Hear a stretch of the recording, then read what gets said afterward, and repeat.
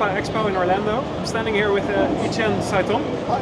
And he's going to show us a little bit and explain a little bit on their new ways of interactivity that could be used very well for dark rides. So thank you for having us. Sure. Yeah, well, what we wanted to show is that we can use the interactive technology in a lot of ways, not only Blaster. It could be Blaster with another layer, but it could be used for so many different types of rides and audience. So that's what we wanted to illustrate with these 4 demos. Yeah. All right. Well, let's test the first one. First one is still a classic shooting like a Mouse au Chocolat, but we came with additional gameplay and layer on that for a better repeat visitors. Yeah. All right. May I start that? Yeah. We can shoot like a classic one, but we wanted to explore, is it interesting to have different ammo, not scene by scene, but letting the visitor pick their own ammo and see if they can score better, how that can influence the gameplay.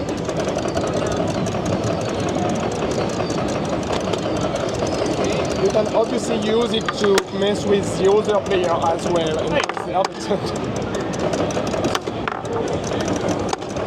So there are 3 types of yes.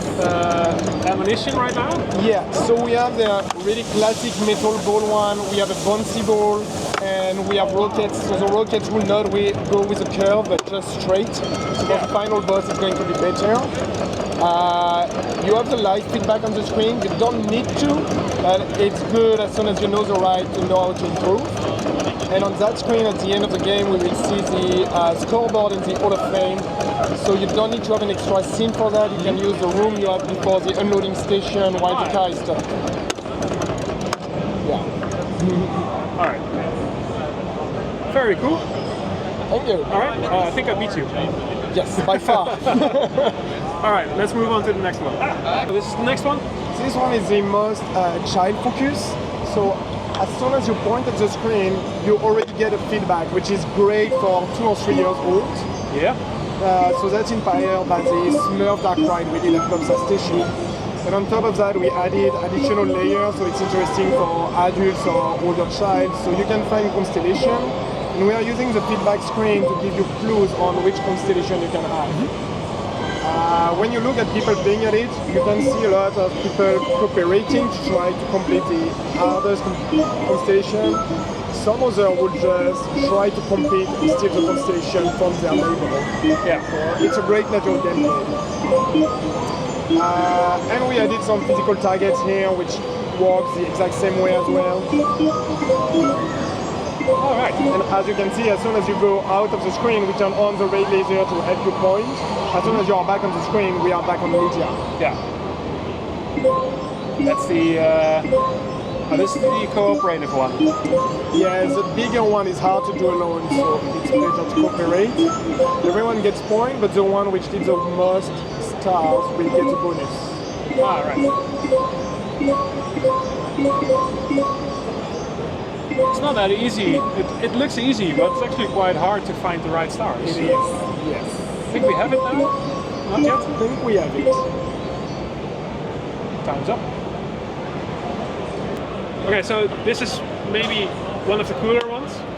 I think so. So we think one of the reasons designers always use Blaster is because everyone knows how to use the Blaster. So we worked on what other devices are very intuitive. One that everyone knows how to use is the flashlight. So as soon as you point at the media, you already have a feedback.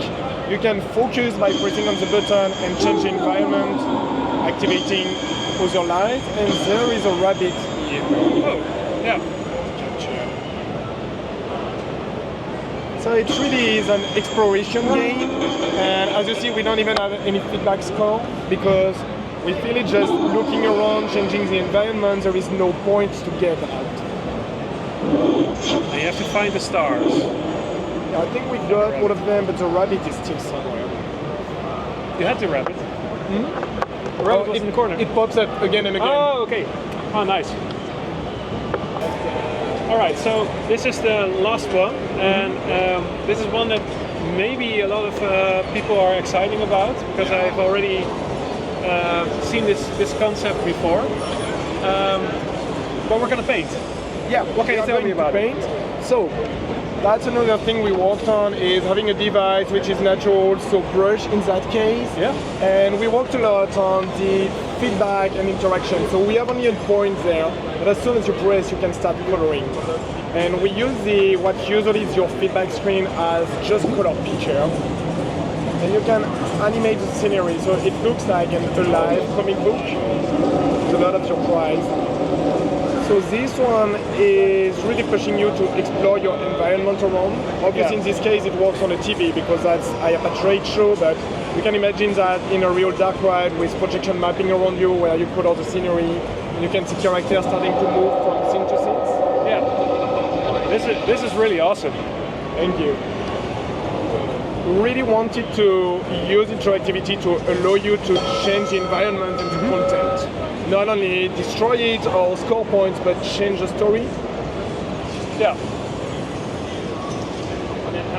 Oh, this is really clever, and this is a really different type of interactivity that we haven't seen before, except for ideas and concepts. Yeah, but it feels like this is the first time we've seen it as a real system. Yeah, with pointing like that, yes. So something you can use on scale. Yeah, I believe it is. So really the idea behind all the demo was to open the toolbox and show what can be done, which is different, and other stories to tell. So you got X number of offices. Now we're just painting over each other. Yes. That's another way to use it.